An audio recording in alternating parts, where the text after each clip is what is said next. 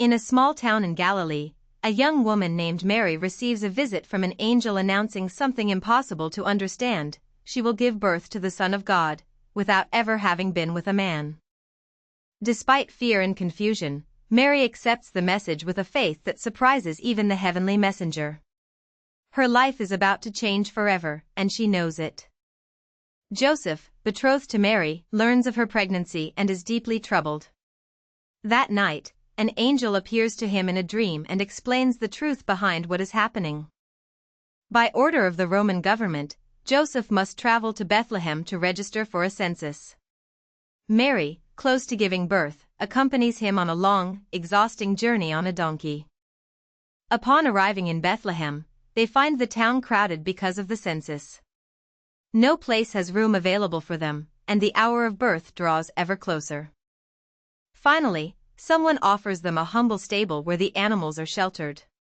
It is not what they expected, but it is the only shelter available that night. That very night, in the middle of the stable, surrounded by animals and straw, Mary gives birth to her son.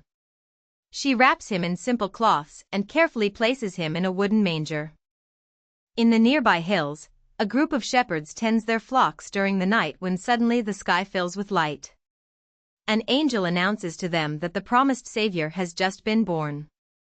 Without losing a moment, the shepherds run toward Bethlehem to see with their own eyes what the angel announced to them. They find exactly what they expected: a newborn child in a humble manger.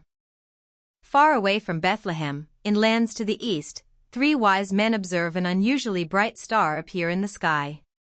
They recognize in it a sign they had been waiting years for. Determined to find the child announced by that star, the 3 wise men set out on a long journey by camel, carrying precious gifts prepared especially for a king.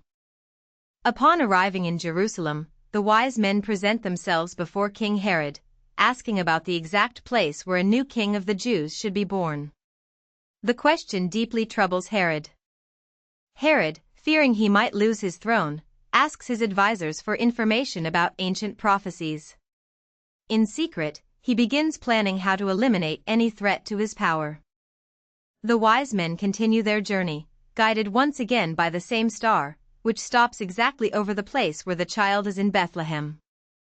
Upon finding the child, the wise men kneel and present their gifts: gold, frankincense, and myrrh, symbols recognizing in him something far greater than an ordinary child. That night, the wise men receive a warning in a dream: they must not return to Herod. They decide to take a different route back to their land, without passing through Jerusalem. Joseph also receives an urgent warning in a dream: he must flee with his family to Egypt immediately, as Herod intends to harm the child.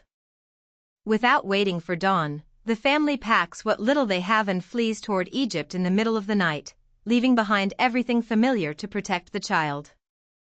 Upon discovering the wise men did not return as he expected, Herod is filled with fury, determined to act against any threat, regardless of the human cost. Far from danger, the family finds temporary refuge in Egypt. Joseph works with his hands as he always has, while they wait for the safe moment to return. Over time, news arrives that it is safe to return.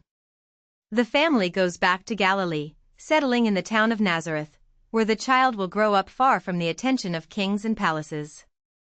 The birth of Jesus reminds us that the greatest promises sometimes arrive wrapped in the humblest simplicity: a stable, a manger, an ordinary family. God chooses to come to us not through power, but through the most genuine humility.